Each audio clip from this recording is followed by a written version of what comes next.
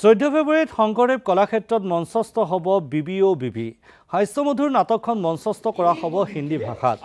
নাট্যকাৰ অভিনৱ শৰ্মাৰ দ্বাৰা পৰিচালিত এই নাটকখন আৰু 14 ফেব্ৰুৱাৰীত এই নাটকখন মঞ্চস্থ কৰা হ'ব শংকৰদেৱ কলাক্ষেত্ৰত।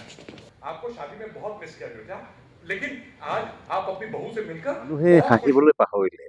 আমাৰ অসমীয়া মানুহৰ যিটো বৰ্তমান সামাজিক অৱস্থা হৈছে, যিটো দৈনন্দিন ৰাতিপুৱাৰ পৰা গধূলিলৈ যিমান মানুহৰ টেন্স আৰম্ভ হৈছে, হাঁহিবলৈ পাহৰিলে। তাৰে মাজতে আমি এখন হাস্যমধুৰ নাটক লৈ আহিছোঁ, বিবি। এই নাটকখন অহা 14 ফেব্ৰুৱাৰী তাৰিখে মাধৱদেৱ প্ৰেক্ষাগৃহত মঞ্চস্থ কৰা হ'ব কলাক্ষেত্ৰৰ।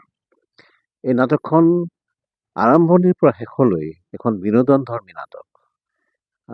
বিনোদনধৰ্মী নাটকৰ অভাৱ হৈছে, মানুহে হাঁহিবলৈ পাহৰিছে।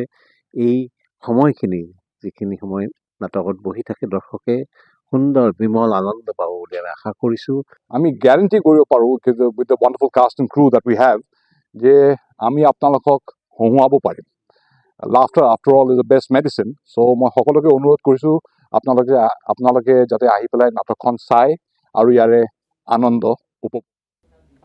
আৰু 14 ফেব্ৰুৱাৰীত এই নাটকখন মঞ্চস্থ কৰা হ'ব শংকৰদেৱ কলাক্ষেত্ৰত। মানুহে হাঁহিবলৈ পাহৰিলে। আমাৰ অসমীয়া মানুহৰ যিটো বৰ্তমান সামাজিক অৱস্থা হৈছে, যিটো দৈনন্দিন ৰাতিপুৱাৰ পৰা গধূলিলৈ যিমান মানুহৰ টেন্স আৰম্ভ হৈছে, হাঁহিবলৈ পাহৰিলে। তাৰে মাজতে আমি এখন হাস্যমধুৰ নাটক লৈ আহিছোঁ, বিবি। এই নাটকখন অহা 14 ফেব্ৰুৱাৰী তাৰিখে মাধৱদেৱ প্ৰেক্ষাগৃহত মঞ্চস্থ কৰা হ'ব কলাক্ষেত্ৰৰ। এই নাটকখন আৰম্ভণিৰ পৰা শেষলৈ এখন বিনোদনধৰ্মী নাটক। বিনোদনধৰ্মী নাটকৰ অভাৱ হৈছে, মানুহে হাঁহিবলৈ পাহৰিছে। এই সময়খিনি, যিখিনি সময় নাটকত বহি থাকে দৰ্শকে সুন্দৰ বিমল আনন্দ পাব বুলি আমি আশা কৰিছোঁ।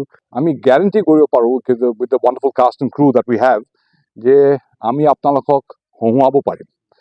Laughter after all is the best medicine. So' মই সকলোকে অনুৰোধ কৰিছোঁ, আপোনালোকে যাতে আহি পেলাই নাটকখন চাই আৰু ইয়াৰে আনন্দ উপভোগ।